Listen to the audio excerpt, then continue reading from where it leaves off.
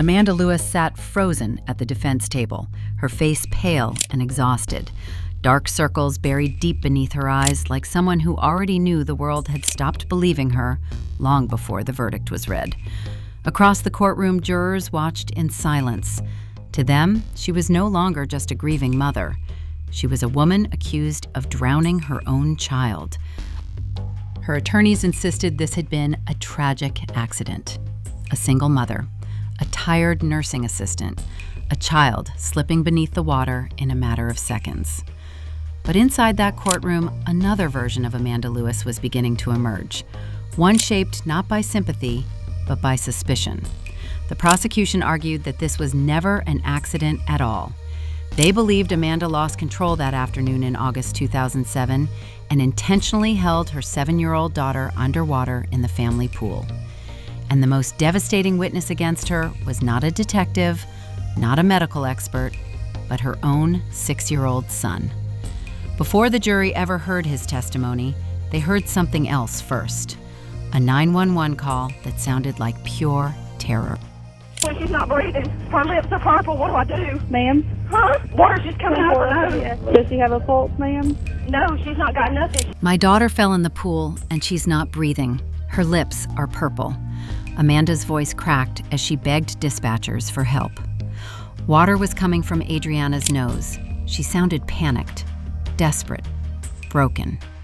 For many people listening to that call, it sounded real, too emotional to be fake. But others heard something different.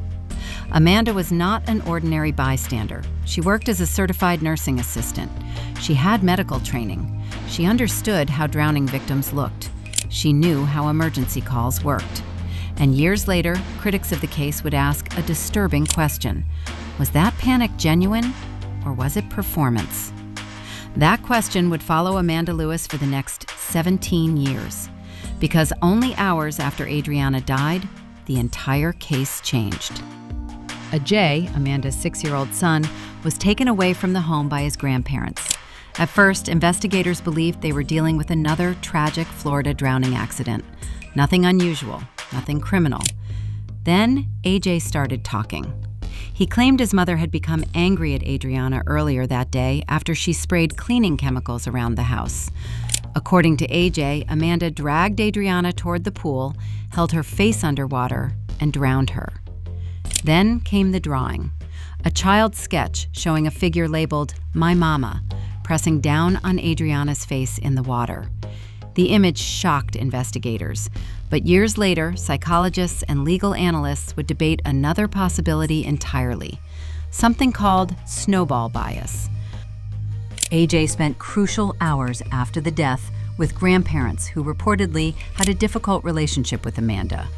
Memory in children is fragile, especially after trauma. Questions, repeated conversations, emotional reactions from adults, all of it can slowly shape how a child remembers events. Did AJ truly witness murder, or did grief, fear, and suggestion slowly build a story in his mind until it felt real?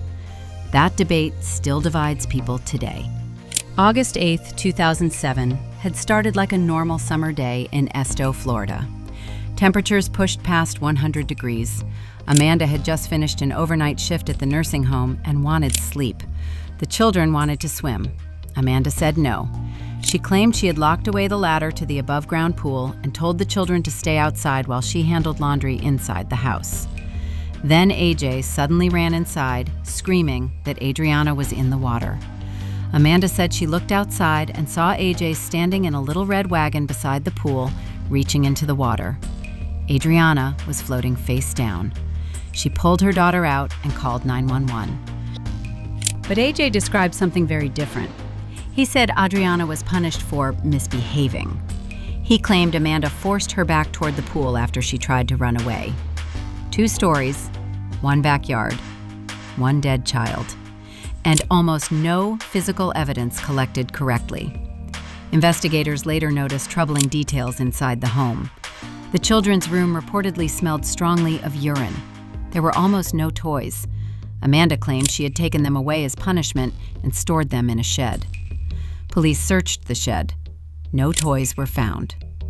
To prosecutors, it suggested Amanda lied about discipline inside the home. And if she lied about something small, what else was she hiding? Then came the autopsy findings. The medical examiner claimed bruises on Adriana's forehead and face matched the shape of a hand pressing downward. Prosecutors argued it supported AJ's story perfectly. In court, AJ demonstrated how his mother allegedly covered Adriana's face while holding her underwater. The prosecution believed the case was solved, but the defense saw serious problems. Could those bruises have come from aggressive CPR attempts instead? Emergency responders had fought for over an hour to save Adriana's life. Resuscitation can leave bruising, especially on children, and the defense uncovered another explosive detail. The medical examiner responsible for the autopsy, Dr. Charles Siebert, was later disgraced. His license was revoked after investigations into flawed autopsy practices in multiple cases. He eventually disappeared from forensic work entirely. For Amanda's supporters, that changed everything. Because once the forensic evidence became questionable, the prosecution's entire case leaned heavily on one fragile thing: the memory of a traumatized child. But prosecutors argued Amanda's past revealed a darker pattern.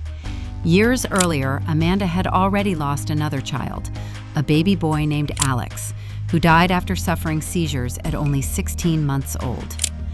Then there was Adriana herself. She reportedly struggled with ADHD, behavioral problems, and emotional outbursts. Amanda admitted parenting her was difficult. Teachers and relatives described tension inside the home. Then a coworker testified that Amanda once stormed into work furious and said, "I'm going to kill her. I can't take it anymore." The statement stunned jurors. Maybe it was only frustration. Maybe it was something much worse. Inside the courtroom, the emotional breaking point came when AJ entered to testify. At first, he didn't recognize Amanda sitting at the defense table. When prosecutors asked if his mother was in the room, AJ said no. He believed she was still in jail. Then he looked up and saw her. The 7-year-old immediately burst into tears. The courtroom froze. Amanda tried speaking softly to calm him, but the damage was already done. In that moment, logic no longer mattered as much as emotion. Jurors were no longer simply hearing evidence. They were watching a child confront the mother he believed killed his sister. And Amanda understood something terrifying.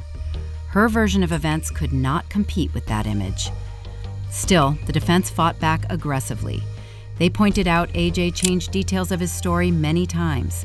Sometimes Adriana drowned once, other times twice. Some details made little sense. Child psychology experts warned that children under 10 are highly vulnerable to suggestion and memory contamination.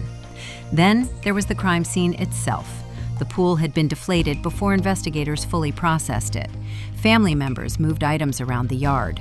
Evidence collection was delayed because police initially ruled the death an accident. The entire investigation was compromised from the beginning.